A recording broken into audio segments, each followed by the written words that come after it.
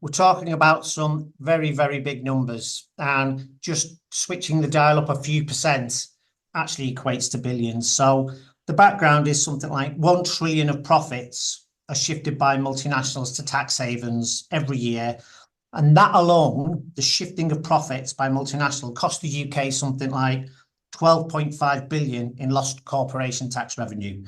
And profit shifting is when something like Amazon book UK income, not in the UK, but in a tax haven such as Luxembourg, or when similarly Apple will do that in Ireland, as recently been in the press this week.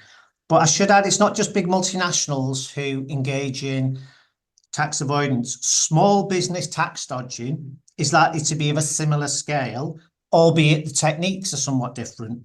What it means is an honest business that's paying its taxes and operating within the law essentially can't compete with these other outlets which have a competitive advantage. So one of the things is that there's an emerging body of evidence to suggest that businesses not paying the taxes doesn't just hurt public service provision because there's less money.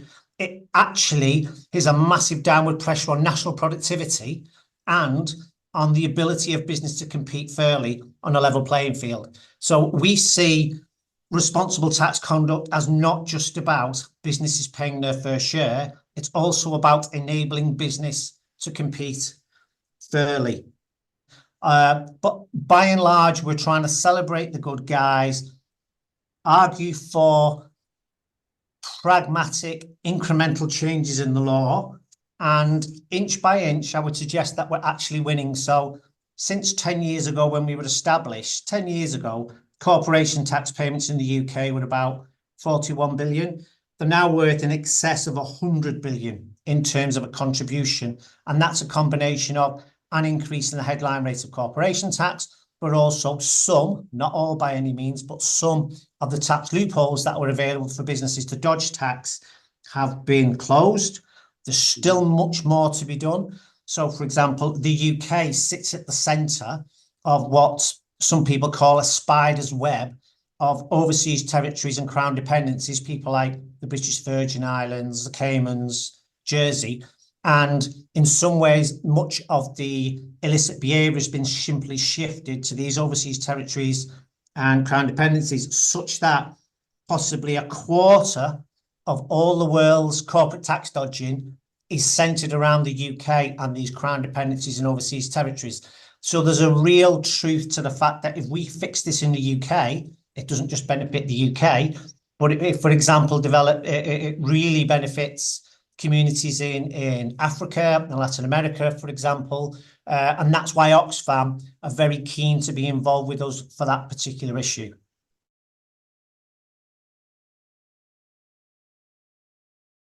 Obviously, we are one of a number of influencers along with our businesses. But I do think the fact that 10 years ago, there was a serious conversation in the UK about ending corporation tax. And there was this vision that the UK should be this tax haven off the coast of Europe, much like Singapore operates in Southeast Asia. It was a very real conversation. And the corporation tax take in the country was falling. And now here we are 10 years later. I think the UK now has a higher headline rate of corporation tax than any Scandinavian country. The amount of money that is coming in now has more than doubled and will be tripling quite soon. The UK was one of the first movers to back the global minimum tax that will operate around the world. And we did a lot of time and effort pushing what was then Rishi Sunak when he was the Chancellor, and he hosted the first G7 meeting on that. So we think that what's happened in the UK is the conversation has changed now from one of keep cutting corporation tax because somehow magically all that investment will materialise as extra wages in the economy, etc. There's actually no evidence for that. We and our businesses standing up for making a contribution and being proud to make a contribution has had an impact right across the political persuasion. In the same way, when we have our fair tax councils pass resolutions, we've had councillors of all political persuasions passing those resolutions. So one of the things I think we take quite a lot of pride in is that the tone of the way we conduct ourselves and the way we use solid evidence is such that I think it means that our arguments are open right across the political spectrum.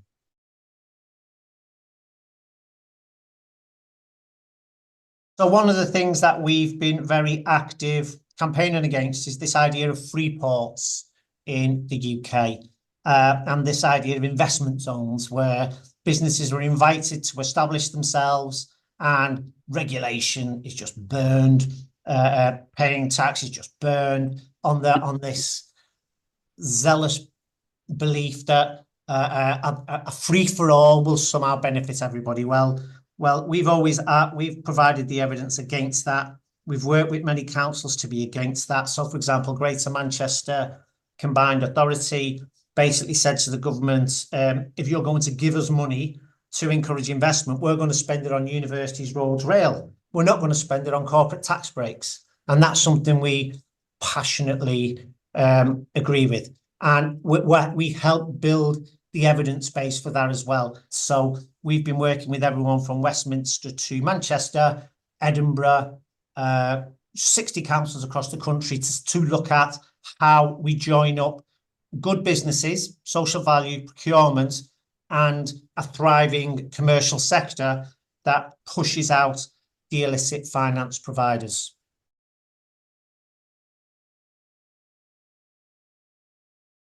There is a very large number of businesses who pursue the fair tax mark who are deeply involved in the pursuit of net zero, offshore wind providers, onshore solar providers, etc. And one of the reasons they do that is they fully appreciate that if we don't get the tax regulations right and we don't get the levers right, it could derail the pursuit of net zero. So for one example, without getting too geeky, we would argue it makes sense to have enhanced capital allowances and accelerated depreciation for investments in wind turbines and solar PV systems.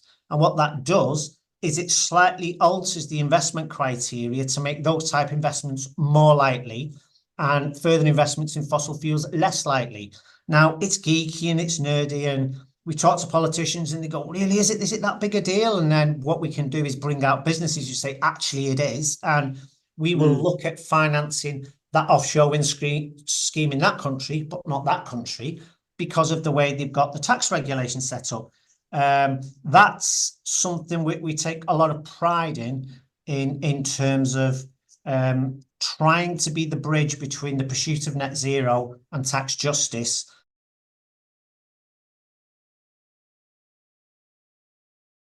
So effectively, like I say, we've enjoyed 10 years of virtually straight line growth. The last 7 years have been one of surplus, but those small surpluses aren't enough for us to go big bang. So that's why we want to do the community share raise. The board and the senior management team are quite keen not to miss the opportunity that's opening up. So what's happened out there in the market is that after being an issue out in the cold, you can't move now for people who are selling not tax avoidance, but selling tax compliance and progressive tax conduct. But many of them are selling it at a really, really low level. The one thing about the fair tax mark, I would say, is that it's a very rare business who comes to us and on their first assessment gets the fair tax mark. They normally have to do a number of things in order to pass. So it can sometimes take a business a year to secure a fair tax mark. It's even taken 2 years for one business because the changes had to be ratified at a board level. So why that matters is that in order to get the growth through the market, we need to make sure that we are adding value, not just chasing growth for the sake of it. So it's like I say, it's this this sweet spot of this legislation that business is preparing for in 24 to enact in 25 that we will see in 26. And then 26 will be this year, hopefully, where everybody goes, whoa, there's been this massive surge of data that we can act on, institutional investors can act on, civil society can act on, even the likes of Amazon may be forced to actually for the first time disclose how little or no tax they pay in the UK because the legislation forces it to happen. That in itself, as I discussed before, will create pressure for them to change. We are there to help them change and move them forward.